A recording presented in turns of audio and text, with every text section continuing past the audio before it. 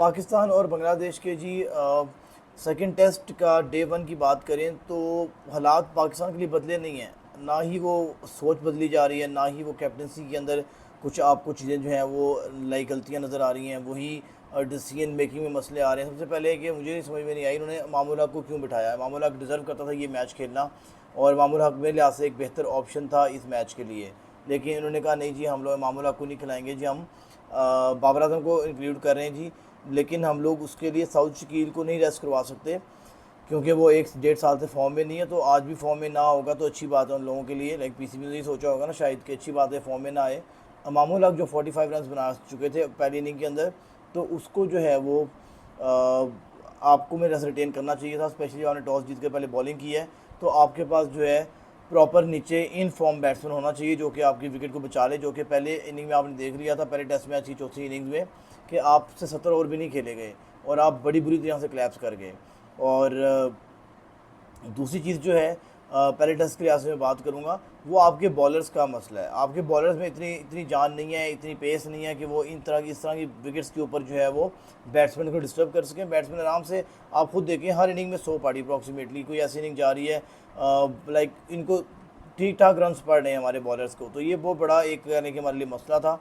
अब ये होता है जी कि बाबर आजम ने तो ऑब्वियसली बात है आना ही आना था। जब उनकी इंजरी से उन्हें रिकवर करना था, ऑब्वियसली बात उन्होंने खेलना था। क्यों ना खेलें, बिकॉज डब्ल्यूटीसी में हाईएस्ट रन कटर तो भैया भैया इस टाइम पे बाबर आजम ही है। ऑल दोनों मैचेस भी कम खेले हैं, बट वो इस टाइम पे लीड कर रहे हैं जी। और 9,000 प्लस रन है, इसके ऊपर वीडियो बनाएंगे बाबर आजम के लिए भी। उन्होंने 9,000 प्लस रन बना लिए हैं जी इस लाइक जो करंट डब्ल्यूटीसी साइकिल्स चलना शुरू हुआ लाइक उसके लिहाज से, वो हम बात करेंगे उसके ऊपर भी डिटेल के अंदर। लेकिन अभी ये चीज़ है कि बाबर आजम ने तो ऑब्वियसली बात है आना था, उससे तो खेलना था ये मैच। तो आपने ये डिसीजन ले लिया कि आप मामूल हक को बिठा दिया आपने और साउथ शकील को कैरी कर लिया। मेरे लिए साउथ शकील को आप यहाँ पे ड्रॉप कर सकते थे, क्योंकि ये विकेट इतनी भी स्पिनर्स को सपोर्ट नहीं कर रही थी जितना आपको लग रहा था कि नहीं जिस स्पिनर्स को सपोर्ट करने के लिए होने चाहिए हमारे पास प्लेयर, वो कुछ इतना एक्स्ट्रा ऑर्डनरी नहीं होने चाहिए। लाइक इतना एक्स्ट्रा ऑर्डनरी चीज़ नहीं थी मेरे लिहाज से। आप उनके बगैर भी यहाँ पे कॉप अप कर सकते हैं, एडजस्ट कर सकते हैं। तो आपने क्या किया जी, मामूल हक जो स्पेशलिस्ट ओपनर है और 45 रन भी बनाए उसने पहली इनिंग में, आपने उनको बिठा दिया। और बिठाने के बाद अब आपने कहा जी अब्दुल्ला फजल को जी ओपनिंग करवा लेते। अगर आपने अब्दुल्ला फजल से ओपनिंग करवानी थी तो आप फर्स्ट मैच में भी ओपनिंग करवा लेते, देख रहे थे वो क्या करता है। तो आपको जो है यहाँ पर अपनी पिक एंड चूज़ करके अपनी जो है चॉइसेस वगैरह देखनी पड़ेंगी। उसके बाद जी जैसे बाबर आजम आते हैं जी टीम में, तो ऑब्वियसली बात है जी बाबर आजम ने तो खेलना है अपनी अपनी जो उनकी पोजीशन है, और वो ही is one of the finest जी ऑफ पाकिस्तान की जो अभी तक जो है उसमें। तो मैं तो ये कहता हूँ कि पूरे पाकिस्तान क्रिकेट हिस्ट्री में जी अगर हम फाइनेस्ट की बात करें तो ऑब्वियसली बात है Babar Azam will be there on the top as well. लेकिन अब ये चीज़ है कि आपने अपनी जो है कोई भी दूसरी बात तो ये गलती है आपने कर लिया जी, मामूला को निकाल दिया।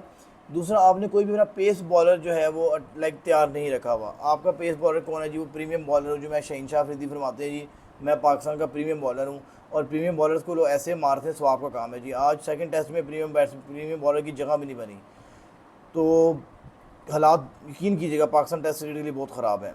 और स्पेशली ये जो हमारे जो हैं फास्ट बॉलर्स, ये तो बहुत ही ज़्यादा ब्लो पार जी परफॉर्मेंस दिखा रहे हैं।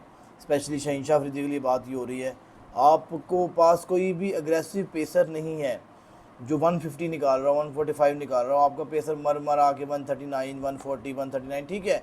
अगर आपके पास अब्बास जैसे बैट्समैन हैं, बॉलर्स हैं, तो आप कह सकते हैं यस जी Abbas is different type of bowler, तो उसको आप कह सकते हैं कि वो मीडियम पेसर है, वो लाइन लेंस पे जो है वो रिलाई करता है। लेकिन शहनशाह अफरीदी के साथ आप ये नहीं कह सकते, उधर पेस चाहिए आपको। और वही चीज़ हुई जी, आपका पेस नहीं थी। और इस दिन में भी ऐसे ही हुआ।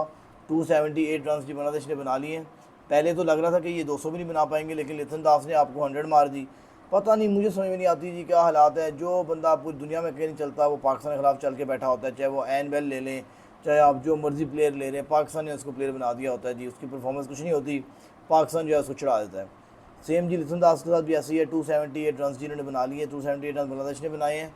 और लिथन दास की जी जो स्कोर है वो थी जी 126। और इसके अलावा जो है अब आप देखें ना, दूसरी जो है उन्होंने 29 स्कोर बनाई। आप सब डिफरेंस देख रहे हैं जी, शांतो की 29 स्कोर है, ठीक है। तो 278 रन, यानी कि अगर ये आप 100 स्कोर भी माइनस कराए थे, आप रिव्यू पहले ले लेते तो शायद आज आप मैच में इन फ्रंट होते और आप शायद लीड लेकर बैठे होते जी, और कुछ ना कुछ किया होता आपने अच्छा। लेकिन आपने कहा नहीं, हम तो नहीं कर पाएंगे भैया, हमसे तो नहीं हो पाएगा। और वही हालात है जी, आपसे बिल्कुल नहीं हो पाया। तो 278 रन जी पूरी टीम आउट हुई बांग्लादेश की। उसके बाद दिन के ख़त्म होते होते तक ओपनर्स ने आपको अच्छा स्टार्ट दिया है।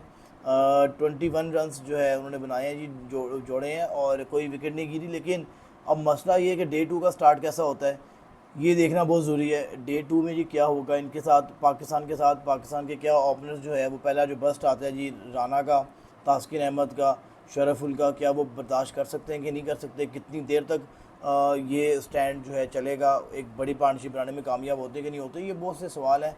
और इन सवालों के जवाब जी ये कल पाकिस्तान की टीम ही दे सकती है। अगर आप हमारे से जो सवालों के जवाब लेंगे तो सर जी हालात तो मुझे तो माड़े लग रहे हैं, और माड़े नहीं बहुत ही माड़े लग रहे हैं। एंड कोई कुछ भी आप कह लें कि हालात सीरियसली स्पीकिंग पाकिस्तान की टीम के हालात टेस्ट टीम के बहुत ज़्यादा ख़राब हैं। और ये मैच मुझे नहीं लगता कि पाकिस्तान जो है एडजस्ट कर पाएगा, बिकॉज इन्होंने चौथी नंबर पे ये बैटिंग कर रहे होंगे। तो आप खुद सोचें जब चौथे पाँचवें दिन पे बैटिंग कर रहे होंगे तो पाकिस्तानियों को क्या बनेगा और इनका क्या होगा, कुछ भी नहीं होगा, हालात माड़े ही लग रहे हैं। लेट्स सी जी, होप फॉर द बेस्ट, देखते हैं सेकंड डे में क्या होता है।